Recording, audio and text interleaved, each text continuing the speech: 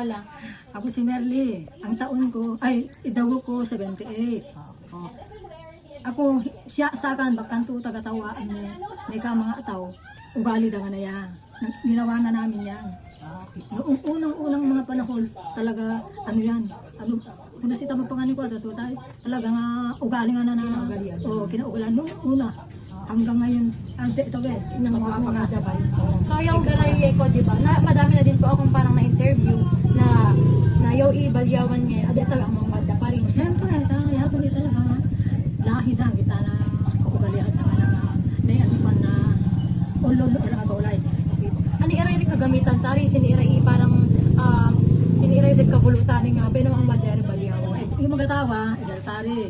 Tapos, maginganay, bagito ulit ang Sampo ba o lima yari? Lima na pera? Oo. Hindi, ang dahil ata apa, siyempre, kita nakapulod na kapatari. Okay. Saan yung tana ritual ba? Ang wadda? Oo, Ritual ritual yari. yari. Then, Kalina na mo. Gitanap kalina ira ko. okay. Parang kalinga. Pwede po ba ay yung parang, dito, anong tawag kasi doon? Yung mga, ano pong mga symbolizes, yung mga parang ginagawa nila dun sa mga banig, unan, tsaka kumot po, ano po yung mga Mayroon pang malag, at iga pa nga ideko. Deko. Iga pa nga inafi. Ang mga klase, ano yung apad na gitana, apad na nila, ano ba, magbanyawan. Di, ang bulo na rin ito, may gitana. Yuri, masigo, ipadyada, yan ang magatawa. Okay po. So, makasta, padyada, magatawa. Dapat siguro simbolo na ito. Okay po. Thank you sa interview, Lola. Thank you.